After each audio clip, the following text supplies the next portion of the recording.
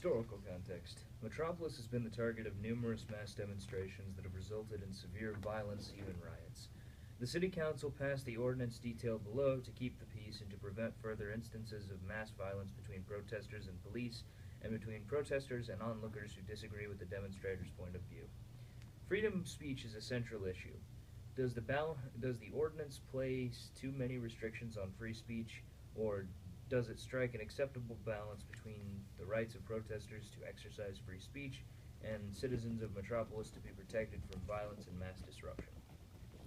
The maiden ordinance's details are: all protests and public demonstrations shall be limited to one such demonstration per day. A permit to demonstrate in a public place shall be obtained no less than 2 weeks in advance of the demonstration. Permits shall be issued on a first-come, first-served basis, no exceptions. Only one neighborhood/location may be the target during any lawfully permitted demonstration. No more than 1,000 persons may march during the demonstration. Demonstrations must occur during daylight hours other than rush hours. The lawsuit plaintiff claims that Metropolis Ordinance violates the civil rights of citizens living in this free country. Michael L. Kramer was unlawfully and unconstitutionally denied his free speech and is suing the city of Metropolis, the police department, and the city council for $5 million.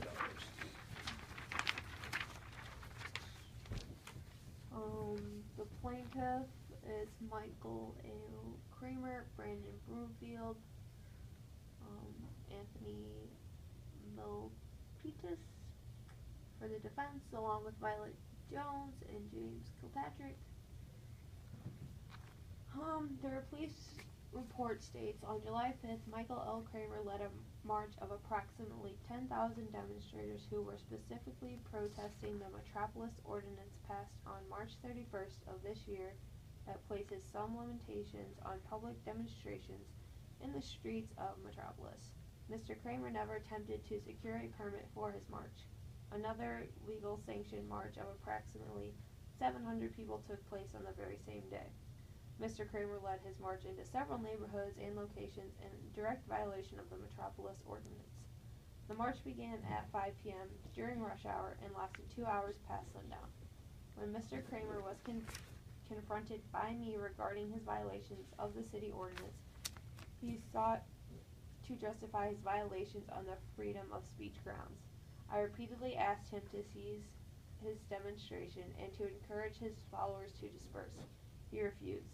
I ordered him arrested and taken into custody, whereupon he posted bail.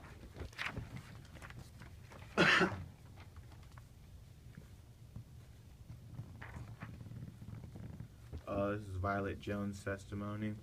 My name is Violet Jones, and I was present during the mass demonstration on July 5th of this year.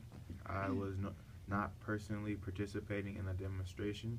I heard the noise created by what appeared to be thousands of demonstrators, and I came to see what was happening. Although I sympathize with the protesters' viewpoint, I didn't appreciate becoming involved in the violent confrontations between some protesters and a few onlookers. The fight that broke out appeared to be provoked by the onlookers. The demonstrators were engaging in a peaceful, although noisy, protest. A few onlookers apparently disliked the demonstrators' point of view, and they began taunting some demonstrators. Within a minute or two, a couple of onlookers physically attacked some demonstrators, and a frightening melee occurred. It seemed as though hundreds from both sides became involved. Police quickly came to the scene and attempted to break up the violence, but with little success. There were many injured in the encounter, including me. I suffered a severe gash to my head, bruises in several places, and a strained back when I was thrown to the ground by police. This is James Kilpatrick. My name is James Kilpatrick. I am currently a member of Metropolis City Council. I voted to pass the ordinance Mr. Kramer is accused of violating. The basic justification for the ordinance is to keep peace and protect all of our citizens.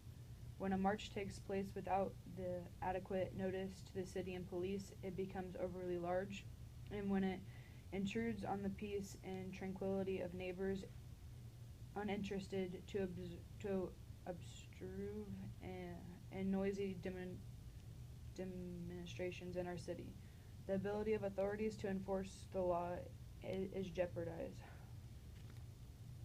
Large, unregulated demonstrations place the heavy burden on the resources of the city and on the police department. Large demonstrations can easily get out of control, as did this one in question. The police cannot adequately protect innocent bystanders from becoming ensnared in violence when demonstrations become larger than about 1,000 individuals. When police resources are stretched to the limit to control one large demonstration, they cannot control any other demonstration on the same day occurring elsewhere in the city. Crime rates increase when large demonstrations occur because police cannot enforce laws and protect citizens when concentrating on the demonstration in one part of the city. And this is the testimony of Michael L. Kramer, the defendant. My name is Michael L. Kramer. I live in Ontario, California. I organized the march in question because I feel strongly that Metropolis' ordinance is unconstitutional restriction on freedom of speech. I oppose this ordinance and sought to violate it in direct... this has been cut off, so it's a bit difficult. Directly to make the following points. 1. Limiting demonstrations to 1,000 people is unduly restrictive and impossible to enforce. Ever tried to count the size of a crowd? A march's success is largely determined by the size of the crowd demonstrating. 1,000 people march is not nearly as influential as a march of 10,000. The million-man march would have been ignored if it had become the 1,000-man march. Plus, preventing anyone over 1,000 demonstrators from participating denies them their free speech. 2. The provision that a demonstration cannot occur at night and must not occur during rush hour is lucrative. How can you have a candlelight vigil to protest a war, for example, during daylight hours? The rush hour provision is far too general. Our demonstration in no way disrupted primary rush hour traffic in the city. All freeways were open, and all main thoroughfares were also open. Limiting speech to only one demonstration on any day is also unduly. It is the obligation of authorities to provide sufficient police protection, and if more police are required, more can be obtained from neighboring cities, or the National Guard could be called in to maintain order. That is what was done during civil rights demonstrations. The permit requirement and first-come, first-served provision was just such a provision used in southern states to prevent civil rights groups from protesting. The local racist sheriff could have his friends file for bogus permits and thus prevent lawful demonstration from ever occurring. Brandon Broomfield. My name is Brandon Broomfield. I am a resident of Metropolis. I participated in the peaceful demonstration that occurred on July 5th. When counter-demonstrators began physically assaulting me and many of my fellow protesters, I fought back. A huge fight ensued, and I was seriously injured and spent time in the hospital. I can say without qualification that none of the demonstrators provoked violence. Our mere presence seemed to be enough excuse for counter-demonstrators to attack us. Alright. Well, I believe that's everything read over again, so now we'll be going through the steps of evaluating the evidence. So, first and foremost, we need to look at credibility and see whether the evidence and information from both sides in the trial are believable and reliable, and which side has the most credible evidence. We need to evaluate the main pieces of the evidence and be prepared to defend our conclusion with specific examples. So, first, let's start with the defense. Let's see.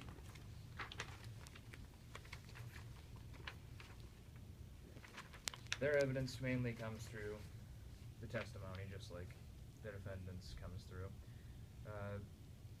Just comes through their police chief and other interviews. Mainly just through stories of people who were actually there and saw what was happening. The chief of police says that there were about 10,000 demonstrators, which Mr. Kramer also says about 10,000 demonstrators. So both of these people are saying the exact same thing, and they're on opposing sides, so I think it's pretty reasonable to assume that that's credible on both of their parts. March 31st, the date's credible, and let's see. Another legally sanctioned march of approximately 700 people took place on the very same day, and is that bit relevant in any way to what's being said here? Another legally sanctioned march of approximately 700 people took place on the very same day. That's relevant because there's only supposed to be one sanctioned march of any amount of people, according to the ordinance. So that's one way he's defying the ordinance. Another way he's defying the ordinance is 10,000, which is 10 times the amount of allowed people in the city's ordinance. Let's see what else. It's during a rush hour, so that goes against the ordinance, and lasted 2 hours past sundown, which is also against the ordinance. So, Mr. Kramer has defied officially every single part of the ordinance. He seems to have done it systematically. As he said, he wanted to directly defy everything in the ordinance because he believes that the ordinance is in its entirety wrong. The police chief seems to simply be saying that he was following the orders. He doesn't have any strong opinions for believing in the ordinance, according to his testimony. From what I read, and you guys can dispute this if you think it's different, is just like, he's just saying what he did because that's what it's his job to do, is enforce the law. I think that's accurate. I think you covered most of this report pretty well. I think just the last thing to take into consideration is that when he was ordered to be arrested and taken into custody, that Kramer didn't start any violence things. He just said he posted bail, so there's no violence from that. But the police were violent. I think it said counter demonstrators were violent, but we'll see more of that when we get to the defendant's testimony.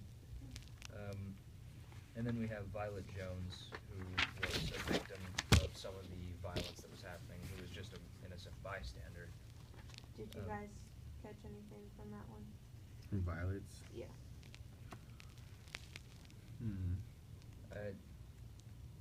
I feel like her testimony is mostly there to show that bystanders can and do get involved in the violence, even if they have more or less nothing to do with what's happening there. And it supports their evidence and lends credibility to the argument of the cities and the argument in favor of the ordinance because, well, here's an example. Like, this person got involved in the violence and was decently severely injured, even though they wanted no part in it. So it's the exact reason the ordinance was passed, was what happened to Violet Jones. I just struggle taking the side of the city when she says her testimony, just because the things that I highlighted in here were that it was provoked by the onlookers, so clearly it wasn't caused by the 10,000 people, whether it would have been 1,000 or not. I feel as though the onlookers still would have been upset. I agree with you. And coming from the side that is supposed to be like, I don't know, what's the term? The defense.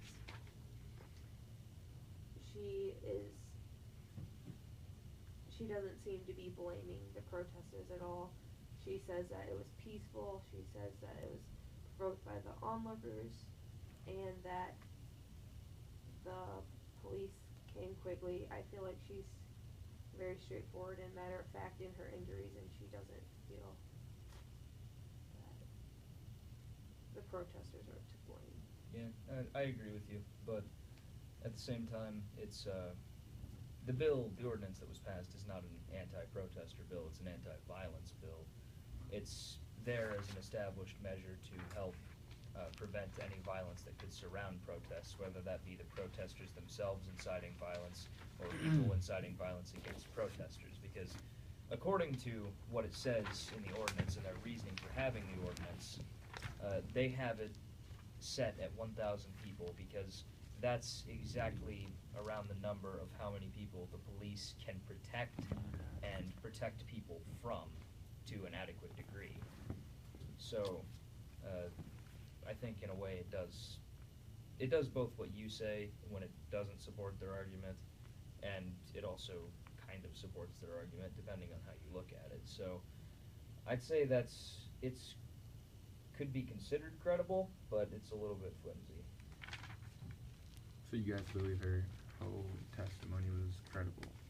Well, in terms of the ordinance being anti-violence, yes, but at the same time, I agree with what she was saying. Any comments on the relevance, representativeness, or sufficiency of this evidence? Of violence? Yeah.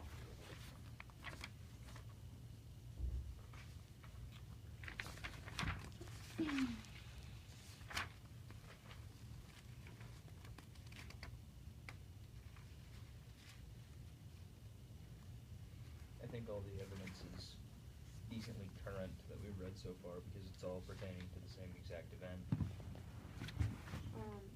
I think this one lacks sufficiency.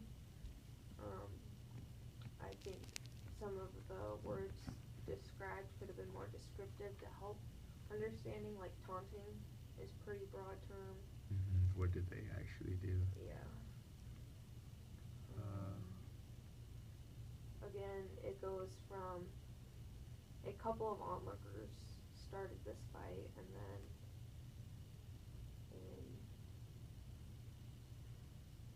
but at the same time, it goes on to say that it became so violent the police couldn't even control it. So I feel like it was quickly more than a couple of them. Yeah. She said a few, a little down too. A few onlookers. But then again, a couple. the beginning could have started with a couple, and that could have. Yeah. And she did get a head injury, so Yes. she might not be able to pinpoint how many people it was exactly. But yeah, it is kind of vague. Are we gonna rely on her for a credible source if she had a head injury? Yeah, that's why. Well, she seems to have a Good solid a memory. consistent story at least. And let's see. And my question is, I don't know. It just doesn't. She didn't seem to have a problem with the protesting, and I guess if you're in a crowd of 10,000 people, it's easier said than done. But why didn't she leave if she wasn't a part of the protest or had a problem with it? Yeah. I don't understand. Yeah, she came to see what was happening, but if it's like 10,000 people, you can see what was happening from a distance. Yeah. So why go to it? Well, sometimes it's really easy to get caught up in the wrong place at the wrong time, but I mean, that does kind of call into question her motivations of why she stayed there. If she clearly saw that onlookers were starting violence, and this is a history of, the city has a history to the point where an ordinance had to be made. Exactly. So yeah, I think that does call into question her motivations for being there. So for now, let's consider her to be not a credible source. I agree. Agreed. Agreed. Okay. All full agreed. All right, so James Kilpatrick. Councilman? Yeah. he was one of the people who made the ordinance, and The way I think he's honest when he says the ordinance goal is to keep peace and protect our citizens. And then I think the next couple lines just explain why that is. I think his first claim is that large demonstrations can easily get out of control, as did this one in question. The police cannot adequately protect innocent bystanders from becoming ensnared in violence when demonstrations become larger than about 1,000 individuals. So for that first piece, any They mentioned comments? the National Guard. We'll get to that when we get to the defendant's testimony, because that'll be the counter arguments to these. Okay. The first thing that sticks out to me about this paragraph is mostly, where did the estimate of 1,000 people come from? That's not stated anywhere at all. They say, okay, 1,000 people is the limit of how much we can do, but there's no sources cited for that anywhere. Did they just eyeball that? Did he just drive down to the station one day and say, give me a ballpark of how many people you could handle in a demonstration with the police forces in town? I mean, I'm sure when they were making the ordinance, they had some sort of information to go off of, but it seems a little bit strange to me that he wouldn't bring that to trial, and especially when $5 million in the ordinance itself and he helped write are at stake. I guess my biggest problem is, how do you grant right to 1,000 people but not any other amount? Yeah, I take issue with that as well. Because having only one protest a day, and we're now arguing the other side, but just to put it out there, having only one group be allowed to protest today, a day, would actually probably increase the frequency of protests. Because if you had like 5 protests on one day, and they had enough forces distributed to take care of all the smaller protests, instead of having a protest every single day, that would be more disruptive to like traffic and stuff. If PETA wanted to do a 1,000-man protest one day, and then some other organization wanted to do a 1,001, it'd just get even more disruptive. That's a nice transition into, well, the very next line. When police resources are stretched to the limit to control one large demonstration, they cannot control any other demonstration on the same day occurring elsewhere in the city. I don't know if this would be considered to be arguing against this guy or not in favor of the defense, but it's 100% the police's responsibility to ensure the safety of the citizens. It's in no way the citizens have to be the ones taking responsibility for their own safety. I mean, obviously, you shouldn't like headbutt a belt sander or anything like that, but at the same time, the police should be taking care of the situation, and it falls to the city to keep people safe. That's where this ordinance came from, this is their attempt to keep people safe. But I'm not sure if the city has completely and totally gone to every single possibility that they could to allow for greater usage of free speech or not, but I feel like I'm just arguing the other guy's point now. The last part of the last argument that James Kilpatrick says is, crime rates increase when large demonstrations occur because police cannot enforce laws and protect citizens when concentrating on a demonstration in one part of the city. That makes sense, but are there cited examples of this? Yeah, so I was gonna just say. We have, unless you can provide actual like cited statistics of things that have happened for both of these things that he's cited now, we have to assume that they're not credible until we get evidence that says that they are. Do you So. guys have anything to say? With that last part, I was just going to say that that's more of his opinion, since he said that the police cannot enforce laws and protect citizens with concentration on one part of the city. That's just more of his opinion. Opinion, or like what could happen, not necessarily what is happening or does happen. Yeah. In all honesty, I think it kind of contradicts the ordinance, because if you go back to the ordinance, it says, where is it?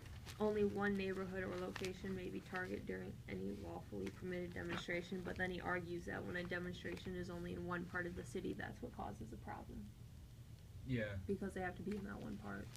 Yeah, if you had all your police concentrated in one place, taking care of one demonstration of, say, like 500 people, or 1,000 people, crime could easily, like, you could do basically anything on the other side of the city. It's like all the cops are downtown taking care of the demonstration.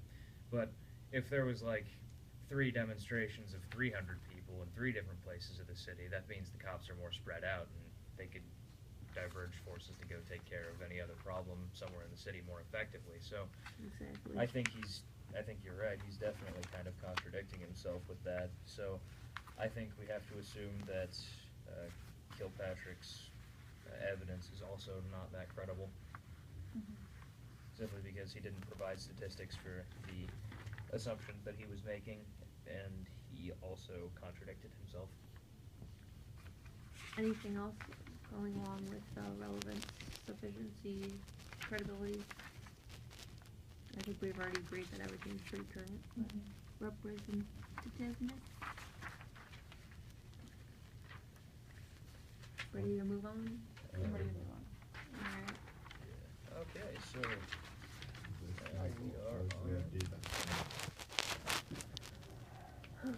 the defense.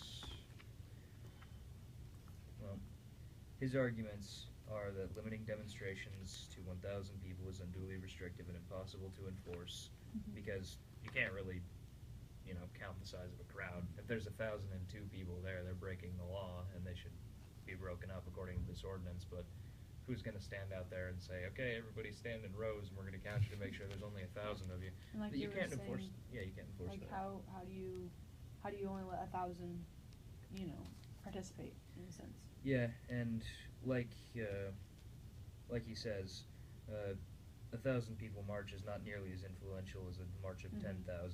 So, in a way, only allowing for a 1,000 people march once a day in one location, I would say does infringe on not only the right to free speech, but the right to freedom of expression.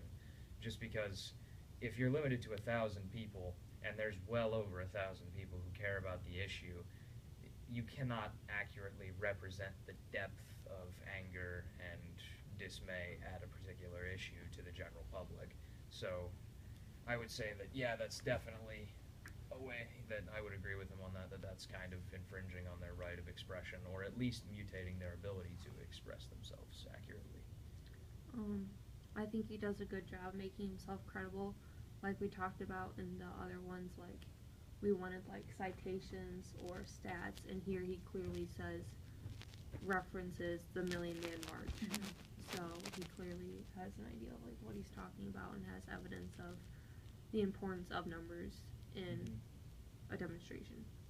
Yeah, and yet another thing that he says is, plus preventing anyone over 1,000 demonstrators from participating denies them their freedom of speech. So if they've already got 1,000 people and one more person cares about it and wants to use their right to protest, they're denied that right completely. True.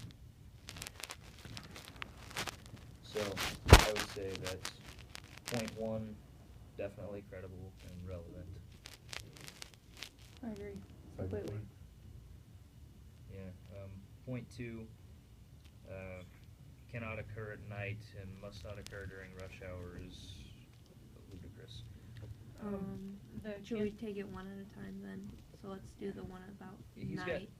His points are really, really well laid out, so I think we can definitely do that. We don't have to siphon through the whole paragraph for his. He came prepared. Yeah. He knew what he was doing. He has valid arguments. Yeah. So candlelight is especially using war as a reason. That's a good reason. And they have those a lot, even for like shootings and stuff. And when they get the candles, and it's like more sentimental, I guess. Candles in the morning. Well, Yeah. I would say that must not occur during rush hour is ludicrous. I would agree with that because, I mean, if they're not on the main freeways, they're not obstructing anything, so I don't see that as being a problem. And I would say, I'm not sure if I agree with the nighttime one, just because disturbing the peace is breaking the law, even if it's a lawful demonstration in a place where you don't have to worry about the ordinance in question. So if it's a lawful demonstration at night that does not disturb the peace, like they're not running around screaming, blowing air horns and stuff in people's windows, if they're being peaceful about it and they're not, causing an undue amount of unrest during the night when people are trying to sleep, in a way that they could, normally call, like, if they could call them on the same thing that you would call someone on who's blasting music next to, your house at like 12 at night, then I think that he's right, and the nighttime ones should be allowed as well. Yes. Mm-hmm. And even if it was like noisy at night, it wouldn't be, like you said, it'd be like disturbance. It wouldn't be Yeah, there's already disrest or unpeacefulness. there's already a law in place Yeah. to keep them from doing that. Kind of going back to the whole rush hour thing. We're kind of bouncing around, but I think that's all right. He says all freeways were open and all main thoroughfares were also open. So I feel as though the ordinance could have been adjusted, saying instead of saying not during rush hour, it could be not affecting rush hour traffic. Definitely Mhm. reworded it. And Yeah. rewording in the ordinance would help.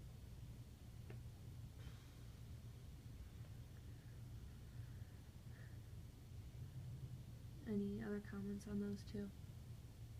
No, I just think we it can- should just be rewarded and then it'd be fine. Okay. But I think we can definitely consider those to be credible as well. We've got, as long as if he changed up the wording in what he was saying, so that he acknowledged the whole idea of disturbing the peace, and I assume he's writing all of this going off of the assumption that they wouldn't be breaking any other laws in the first place. But there's no way we can completely suggest that unless he says it himself directly. True. I'd say we can consider that to be mostly credible. Yes. Allison, do you want to read the next point about the limiting speech?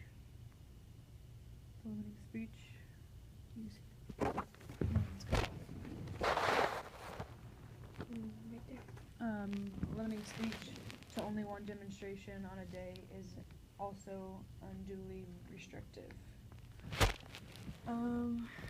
It is the obligation of the authorities to provide sufficient police protection, and if more police are required, more can be obtained from neighboring cities, or the National Guard could be called to maintain the order. And that's what I was talking about earlier. That's a good point. If it's big enough it's causing that much, the National Guard. Even like the stuff that was going on, the National Guard gets called to all riots and stuff like that to help out. So he was right about that. And if it's big enough to need the National Guard, I mean, if it's that bad, then they're gonna need the National Guard or something, an extra force besides the police forces anyways. Mhm. So. Yeah. And Sean, I think you kind of touched on it, like, regardless of numbers, it's the police's responsibility to Yeah. keep everyone safe. I mean, if an entire city starts rioting, it's not the responsibility of the citizens Yeah. to stop that. I mean, they're breaking